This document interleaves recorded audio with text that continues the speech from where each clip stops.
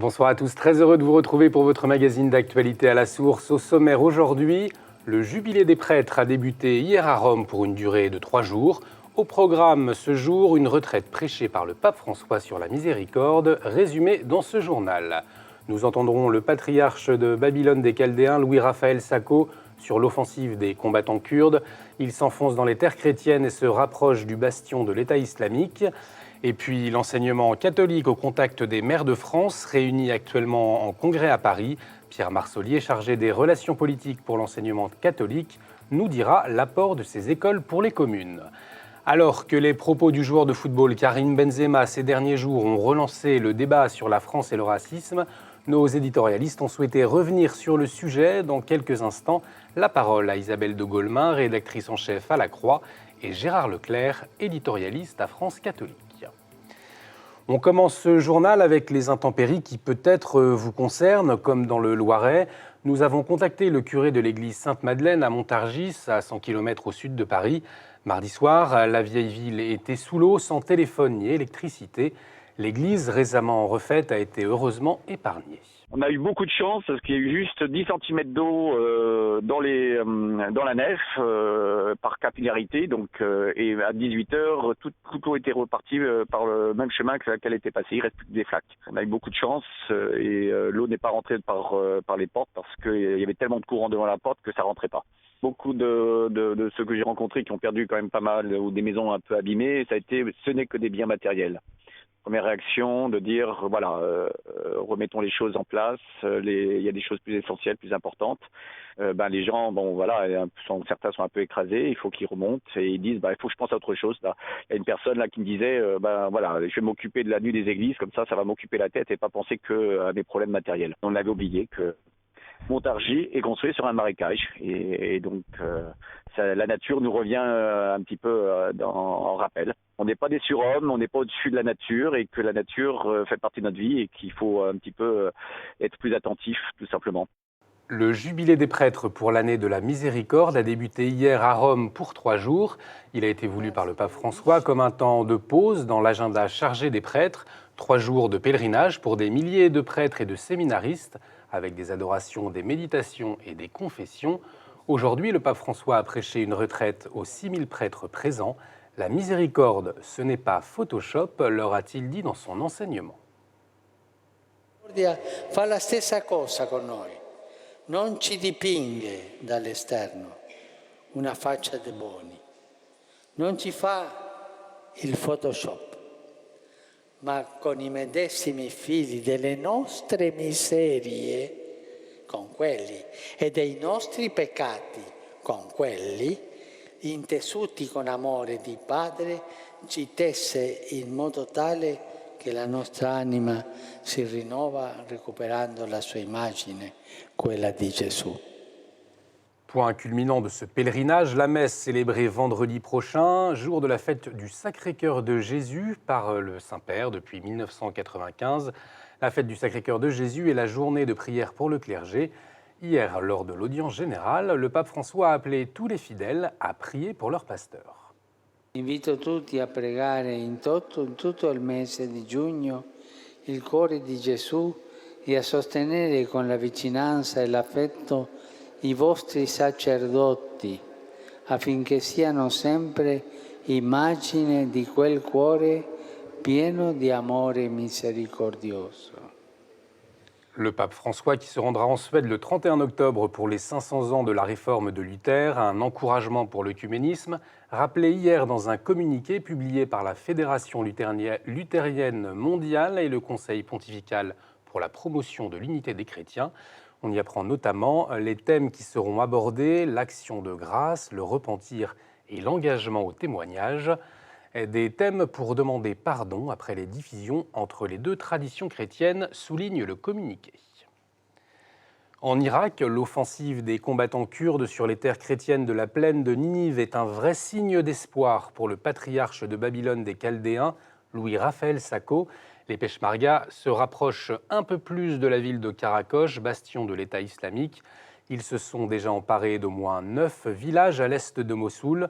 Pour le patriarche Sako, que nous avons joint par téléphone, la fin de Daesh est proche. Il y a un espoir, déjà les Kurdes Peshmerga ont commencé à libérer quelques villages. J'espère qu'ils puissent continuer jusqu'à la fin. La situation est très difficile et les gens ont perdu la patience. Et je crois qu'il faut les encourager. Nous les encourageons. Nous, comme Église, nous les donnons d'espoir. Donc, Daesh un jour finira. J'espère que ce jour-là n'est pas loin. En Syrie, des milliers d'enfants ont prié pour la paix hier dans les villes de Damas, Alep, Homs, Tartous et Marmarita. On le voit sur ces photos, les visages de ces enfants qui sont nés avec la guerre. C'est pour eux que l'aide à l'Église en détresse et les églises de Syrie ont lancé conjointement cette journée de prière. Dans un message, ils ont alerté sur la situation particulièrement dramatique avec ces mots « Les larmes et les souffrances de ces enfants crient vers le ciel ». Et pour sauver leurs enfants de cette terrible guerre, des parents syriens ont décidé de quitter Alep en Syrie. C'est le cas de Chantal et son mari. Ils sont arrivés à Versailles il y a 4 ans avec leurs 3 enfants. Accueillis par la paroisse Sainte-Jeanne d'Arc, ils ont choisi de s'intégrer en ouvrant un magasin de vélos. Il a été inauguré la semaine dernière. Notre journaliste Domitille Blanc était sur place pour recueillir le témoignage de Chantal. On souhaite de toute façon un jour qu'on peut rentrer chez nous, ça c'est sûr, mais on ne voit pas ça maintenant, ça va durer, donc on souhaite, on est très content en France, on a été très bien accueillis, surtout par notre paroisse. On a trouvé notre appartement avant, mais il nous a aidés à faire la connaissance avec les gens, pour le travail, il nous a énormément aidés, bien, vraiment. Le plus dur pour moi, j'ai laissé mes parents là-bas. Je suis très inquiète pour eux. Je parle tous les jours avec eux. La situation là-bas est dramatique, catastrophique. Mais on ne peut rien faire que la prière. Donc on prie tous les jours. C'est ce qu'on peut faire. Les évêques du Sud Kivu en République démocratique du Congo demandent le retour à la paix. Réunis depuis la semaine dernière dans la ville de Kindu, ils souhaitent que le président Kabila prenne position sur les violences dans la région. Les évêques ont aussi invité l'État à se mettre au service du peuple et ont plaidé pour une rémunération juste des fonctionnaires. Ils ont appelé les chrétiens du pays à entretenir entre eux des sentiments de communion fraternelle, comme nous le dit l'abbé Jean-Marie, prêtre à Bukavu. Aux fidèles chrétiens, les évêques ont demandé d'être unis, d'être soudés, de vivre justement la communion, mais aussi de ne pas céder à la manipulation, surtout en direction des jeunes qui sont les maillons de la population beaucoup plus fragiles, étant donné qu'ils sont sans emploi et donc prêts à pouvoir être manipulés facilement. La plupart des jeunes, ils sont facilement entraînés dans des mouvements où on leur promet un lendemain meilleur, où on leur promet des jours meilleurs, où on leur donne même la possibilité de devoir être amenés dans certains pays qu'on dit occidentaux, mais à la fin, ils vont finir dans des camps d'entraînement. Et lorsque les jeunes se rendent compte, c'est souvent trop tard. En France, l'enseignement catholique à la rencontre des élus locaux. Depuis mardi, 1000 maires sont réunis au parc des expositions de la Porte de Versailles à Paris pour leur congrès annuel. L'enseignement catholique y a installé un stand, un moyen de présenter aux communes leurs projets éducatifs, apporter une expertise, mais aussi rappeler l'apport de l'enseignement catholique dans une société laïque. On écoute Pierre Marsollier, chargé des relations politiques pour l'enseignement catholique. Contrairement à ce qu'on pourrait penser, pour s'entendre et pour parler, il faudra en quelque sorte neutraliser notre caractère propre et que moins on en dirait sur ce sujet, plus la relation serait fructueuse. En réalité, c'est exactement le contraire qui convient. Contribuons au vivre ensemble par des illustrations extrêmement concrètes. Plusieurs maires sont venus témoigner ici sur ce stand de la façon dont l'école catholique, dans leur territoire, dans un partenariat sportif, social, par exemple, une très belle expérience autour d'une école qui a un projet Alzheimer en lien avec un établissement de santé qui se trouve sur la commune. Nous sommes aussi, je pourrais dire, à la disposition des territoires pour envisager avec eux des expérimentations nouvelles en matière d'éducation. Depuis hier en Belgique, KTO couvre 90% du territoire francophone. La chaîne KTO est désormais diffusée dans l'offre télé numérique de base de VOO. Diffusée 7 jours sur 7 et 24 heures sur 24, KTO est disponible sur le canal 144. Je vous rappelle que KTO est aussi diffusée via l'opérateur Proximus. Succès pour la première édition du festival La Voix du Monde, proposé par le séminaire orthodoxe russe Sainte-Geneviève et la mairie d'Épinay-sous-Sénart. Il s'est terminé le week-end dernier. Pendant une semaine, des chœurs du monde entier ont donné des concerts dans les murs du séminaire. Ici, on voit le chœur La Chimera, venu interpréter les chants liturgiques et populaires d'Amérique latine. Il y a eu aussi le chœur des femmes Ariadna, avec des compositions musicales de l'Europe de l'Est. Je vous propose de les écouter.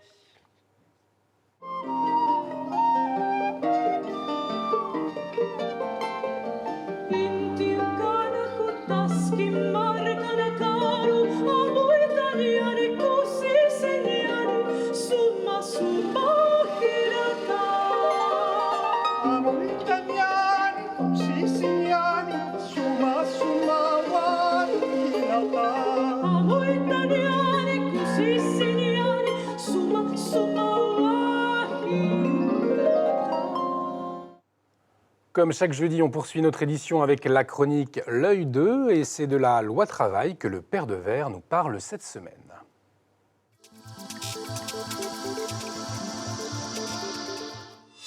Il pleut, le temps est morose, le climat social l'est tout autant. Mais alors, précisément au nom de notre foi, nous sommes appelés à de l'audace, à de la joie. Cette joie de croire et qui doit nous conduire aussi à une joie de vivre. Cette joie, naturellement, ne s'inscrit pas en nous mettant en retrait des situations de responsabilité sociale. Mais c'est une invitation aussi à la prière, c'est une invitation aussi à poser des actes. Et notre pape nous dit, ce qui est plus important, ce ne sont pas simplement les idées c'est toujours facile, relativement facile. Ce qui est important, c'est les actes concrets que l'on pose, une cohérence entre la parole et précisément ce que nous vivons de cette parole. Alors il y a cette maison commune, et il faut bien reconnaître que cette maison commune, elle marque beaucoup de divisions. Il y a certains qui ne peuvent même pas rentrer dans cette maison commune, qui n'ont pas de travail, alors qu'il y a une loi sur le travail, et cette loi, on est arrivé à faire en sorte qu'elle ne parle absolument pas de ces 5 millions de chômeurs, sans leur donner une chance pour travailler. C'est ce très beau livre, Le bien commun, l'économie du bien commun, avec Jean Tirole, qui dit, mais par rapport au travail, il y a beaucoup de victimes, des victimes anonymes de celles qui n'auront pas de travail, parce que précisément, on a oublié de le créer. Eh bien, lorsque nous sommes sur nos stations-service à essayer de faire le plein d'essence, nous pourrions peut-être nous laisser interroger en nous disant « mais quand même, il y a un plein d'indifférence, j'ose même dire, un plein qui est celui de l'indécence à l'égard de ceux qui souffrent. » Oui, cette maison commune nous invite à être solidaires. Essayons de voir avec nos élus comment précisément cette loi sur le travail pourrait s'ouvrir à l'égard de ceux qui n'en ont pas. Merci Père. Tout de suite, c'est la revue de presse.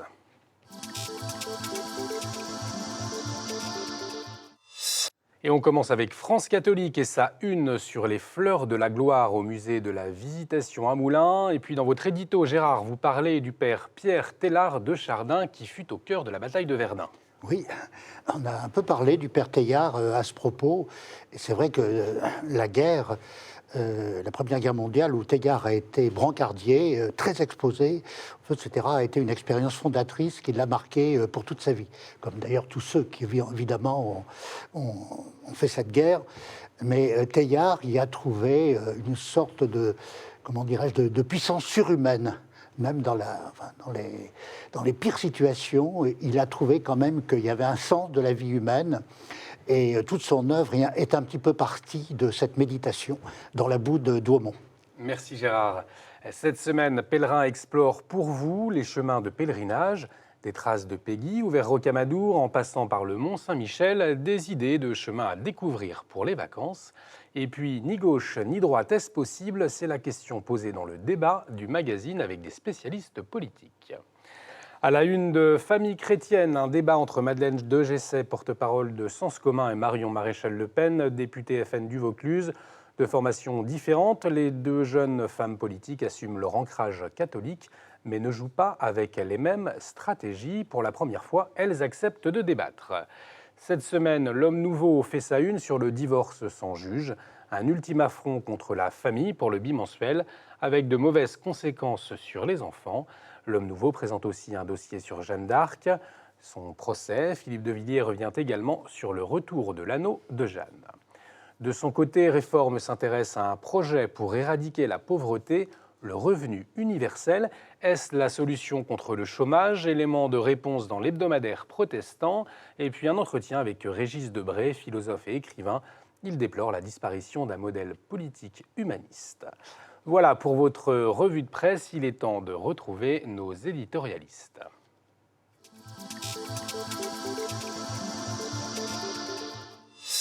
Politique, personnalité publique, ils ont été nombreux à réagir aux propos du footballeur français Karim Benzema. Le joueur, actuellement visé par une procédure judiciaire, pense qu'il n'a pas été sélectionné dans l'équipe de France à cause de ses origines nord-africaines.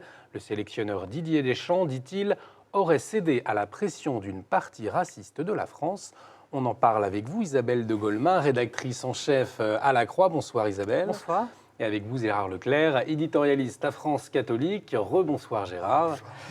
Alors on va commencer avec vous Isabelle de Golemin. Vous avez souhaité revenir sur le sujet, alors pourquoi ? Parce que je trouve que c'est une polémique qui dit bien ce qu'est la France aujourd'hui. C'est-à-dire qu'on voit bien que ce mot de race, qui est un mot compliqué, parce que c'est un mot piège, hein. Il n'y a pas scientifiquement de race, ça on le sait bien. Par contre, il y a effectivement des différences culturelles, des différences sociales, etc. Et qui fait qu'il y a des gens qui ne sont pas tous à égalité de chances professionnelles. Donc ce mot-là est un mot qui crispe beaucoup la société française, qui se veut par tradition jacobine une société où tout le monde est égal, et du coup qui a toujours peur que tout le monde ne soit pas égal. Et c'est vrai que la manière dont cette polémique a pris tout de suite montre bien qu'on touche un point sensible. D'autant plus que l'équipe de France de foot a toujours été cette espèce de lieu où la France s'est projetée. Finalement, vous vous souvenez de la fameuse blague blanc-beurre, hein, qui avait été, à la fois les gens ont dit c'est formidable, c'est la réussite de l'intégration quand la France a gagné la Coupe du Monde. Et Jean-Marie Le Pen, à l'époque, avait dit, vous voyez, cette équipe n'est pas une équipe de France. Donc ça a toujours été quelque chose qui cristallisait finalement l'image que les Français se font d'eux-mêmes. Justement, Gérard, cette France black blanc-beurre, symbole de l'équipe de France 1998, est-ce que c'était un mythe au fond ? Oui, c'est un mythe. C'est un mythe parce que déjà, si on regarde de près cette équipe, on s'aperçoit que l'élément d'origine maghrébine est représenté de façon éminente d'ailleurs par Zidane, mais qui lui-même d'ailleurs n'a jamais fait preuve d'un attachement particulier pour ses origines. En tout cas, il n'en a pas beaucoup parlé. Il y a un élément d'origine africaine qui est beaucoup plus important dans cette équipe. Donc, Black Blanc-Beurre, c'était déjà un mythe qui ne correspondait pas à la réalité de cette équipe. Ceci dit, les mythes peuvent avoir leur côté intéressant, leur côté positif. Effectivement, moi je dis, bon, même si j'étais plus critique par la suite, mais j'ai communié, moi, à ce mythe à l'époque, ce grand rassemblement des Champs-Élysées, etc., qui était une belle image d'une France réconciliée, accueillante, mais aussi intégratrice. Enfin, c'est là un des problèmes. Oui. Alors, ce qui fait que les choses ont tourné vinaigre par la suite, avec Isabelle, des polémiques qui ont suivi ça. Vous vouliez réagir, Isabelle? Oui, ce qui me paraît, effectivement, je suis d'accord, c'est bien un mythe. Ce qui me paraît grave aujourd'hui par rapport à cette époque de 98, c'est qu'il y a des gens qui disent, nous, comme part de la France, on n'est pas représentés dans cette équipe de France. Et là, du coup, on se dit qu'il y a une logique communautariste qui commence à gagner notre pays, où il faudrait que l'équipe de France soit exactement la représentation de chacune des communautés et qui ne puisse pas être finalement la France tout court. Et c'est là-dessus que moi je m'inquiète un peu. C'est-à-dire que si on commence effectivement à vouloir à chaque fois une France où chaque communauté est représentée au pourcentage de son importance dans le pays, on a une France communautariste, ni plus ni moins. Et du coup, notre modèle d'intégration ne fonctionne plus.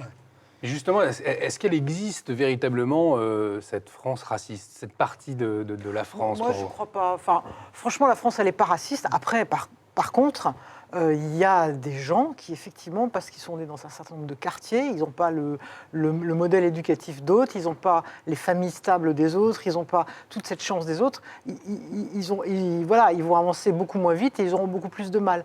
Mais moi, je n'ai pas le sentiment. On dit souvent que, par exemple, sur les embauches, qu'il y a une pénalité au non. Je ne suis pas si sûre que ça. Après, ce qui est sûr, c'est que les gens se disent « Ah bah tiens, il vient de tel quartier, donc c'est moins bon ». Il y a une espèce de fatalité du lieu où on est né, etc. Mais je n'ai pas le sentiment que les Français soient racistes. Gérard. Moi, je suis tout à fait d'accord avec Isabelle. Et je dirais que ça correspond à mon expérience quotidienne. De grand-père, par exemple, qui conduit ses petits-enfants souvent à l'école. Et j'observe un climat extrêmement sympathique entre les mamans qui sont là et qui sont de diverses origines. Par contre, un peu plus loin, moi j'habite en banlieue, mais un peu plus loin, alors si, là il y a un peu de problème. J'en parlais avec une institutrice ce matin, en me disant oui, dans telle ville, il y a de la violence. Effectivement, parfois, il y a la conjonction à la fois d'une situation difficile, avec un taux de chômage épouvantable, et puis une concentration, effectivement, d'un tel type de population. Alors là, effectivement, il y a une communauté qui se crée, et ça crée des problèmes. Je vois des braves gens qui me disent, on ne se reconnaît plus. On ne se reconnaît plus chez nous quand on va au marché de tel endroit.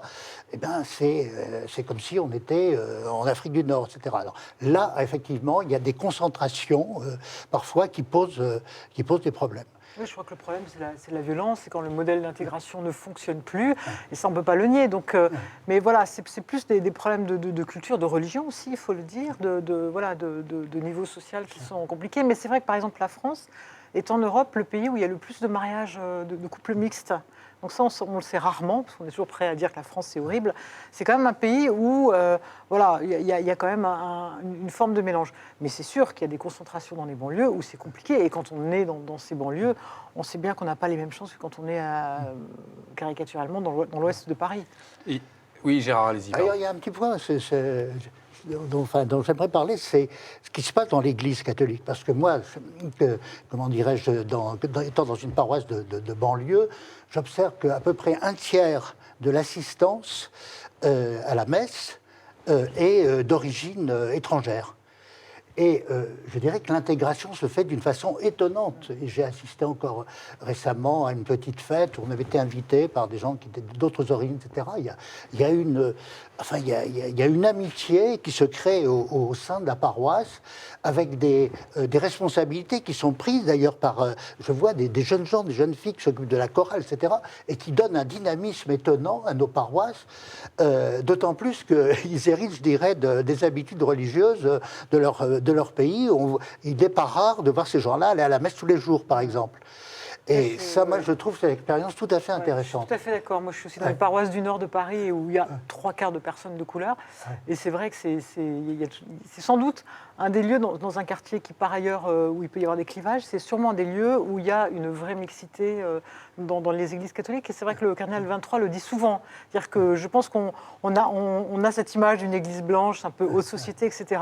Mais il y a toutes ces églises, effectivement, des quartiers plus populaires, où il y a une autre manière aujourd'hui de prier, de chanter et de célébrer.